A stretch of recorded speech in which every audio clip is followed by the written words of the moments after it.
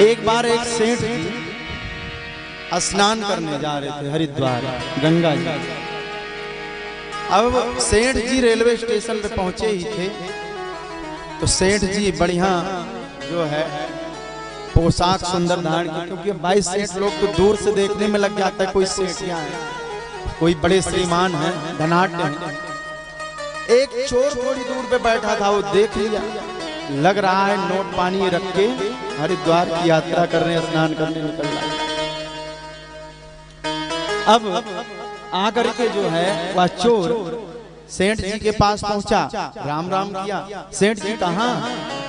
सेठ जी ने कहा हरिद्वार गंगा जी स्नान करने चल रहे। अरे हम भी तो चल रहे हैं, वहीं चल रहे हैं, चलो एक से दो भले, एक से दो भले, साथ में गप गप मारते हुए निकल चलेंगे, स्नान भी हो जाएगा, यात्रा भी कट जाएगी अपनी, जो है अपने गंतव्य स्थल तक पहुंच जाएंगे, घोर नहीं होगा।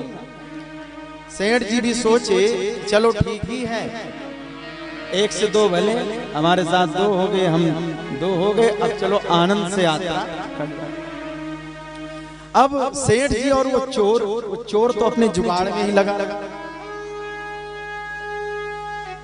वो तो खिसकाने के चक्कर में लगा था सेठ जी का जो माल पानी लेकर के निकले थे।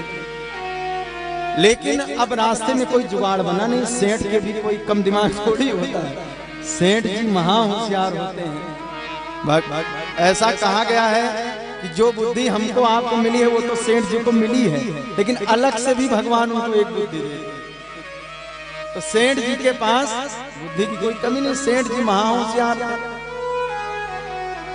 भाई। जो कण कण एकत्रित करके अपना जोड़ा होगा धन, वो तो होशियार होगा ही। क्षण नासी कुतो विद्या, कण नासी कुतो धन। तो सेठ जी पहुंच गए, होटल में जाकर के अपना एक रूम लिए, रहने लगे। साथ में वो लड़का भी, वो चोर जो था वो भी रहने लगा। अब सेठ जी सुबह हुआ, स्नान ध्यान किए और उस चोर से बोले कि जाकर के बोल दो बढ़िया गरम गरम पराठे और चाय लेकर के आवे वेटर होटल का। अब जाकर के वो चोर बोला, चोर जाकर के बोला, आ गया, दोनों ने पाया और उसके बाद पैसा निकाल करके दे दे। सेठ ने पैसा निकाल करके दे दे। अब चोर समझ ना पावे ये पैसा कहां से आ रहा, क्योंकि जेब में सोते समय उसकी जेब चेक कर लेता था, जेब में कुछ था ही। अब सेठ तो महा होशियार। अब एक दिन ऐसे बीता, फिर दूसरे दिन बोले जाकर के बोल के आओ पराठे चाय लेकर के आए, सुबह का नाश्ता हो। जाकर के बोला, उतने में सेठ जी फिर जहां पैसा रखे थे निकाल लिए और अपने जेब में रख लिए निकाल कर वो पैसा। और जैसे चाय नाश्ता हुआ फिर उसको पैसा देने लगे। अब वो समझ ना पाए पैसा कहाँ रखा है, क्योंकि जेब में तो कुछ था ही नहीं। अब एक सेठ कहीं घूमने निकल गए। अब वो इधर उधर पूरा रूम ढूंढा। उसके बाद रात्रि में सेठ जी सो गए, उठ करके इधर उधर जेब चेक कर रहा है, जाकर के बाथरूम में चेक किया, इधर उधर कहीं रख तो नहीं दिया, लेकिन सब जगह खोजा, कुछ नहीं मिला। अंत में सेठ के चरण को वो चोर पकड़ लिया। अंत में वो सेठ का जो है चोर जो था वो चरण पकड़ लिया और बोला, महाराज हम इतने दिन से आपके साथ आए हैं, अभी तक यही ढूंढ रहे हैं कि तुम्हारा धन कहाँ है, ये नोट पानी तुम कहाँ से निकालते हो, कहाँ रखते हो। अब लेकिन वह चोर सब जगह ढूंढा था, लेकिन एक जगह नहीं ढूंढा था। कहाँ पे? सेठ जी कहीं दूर रखते ही नहीं, सेठ जी उसी चोर के तकिए के नीचे धन रखते। सेठ जी उस चोर के तकिया के नीचे जो है, उसी के नीचे वो सारा धन नोट पानी जो था सब रख दिया, लेकिन वो चोर अपने तकिए के नीचे, अपने बिस्तर के नीचे नहीं ढूंढा।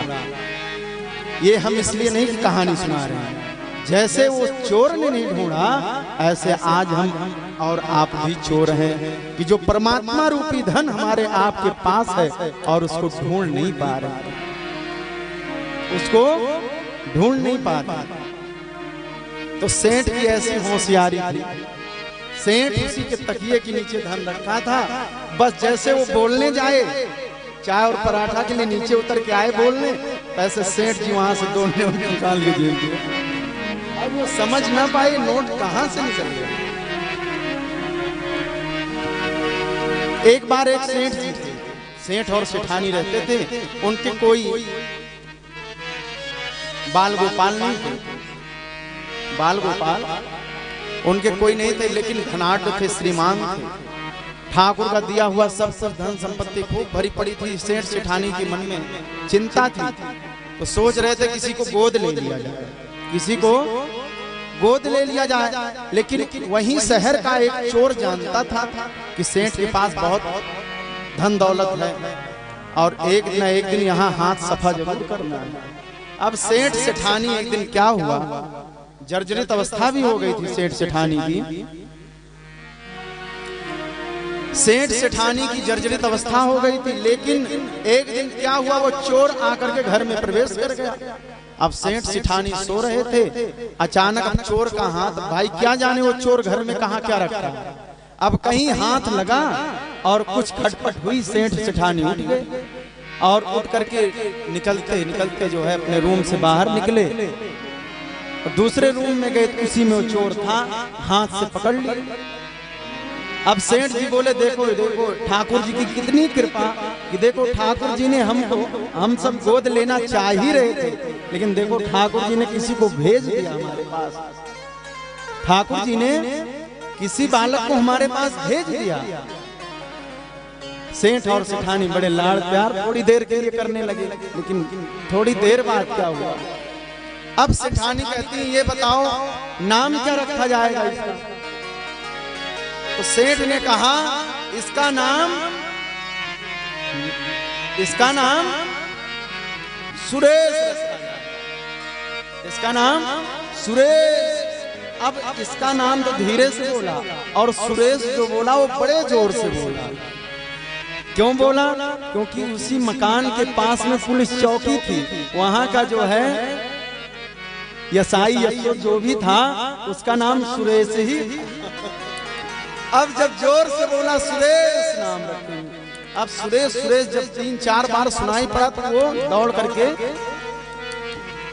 चौकी प्रभारी दौड़ करके अंदर आ गया और सेठ जी ने हाथ थमा दिया, कहा ले जाओ आपका उपहार। ये इतनी होशियारी अगर होती है तो सेठ के पास आना दिया।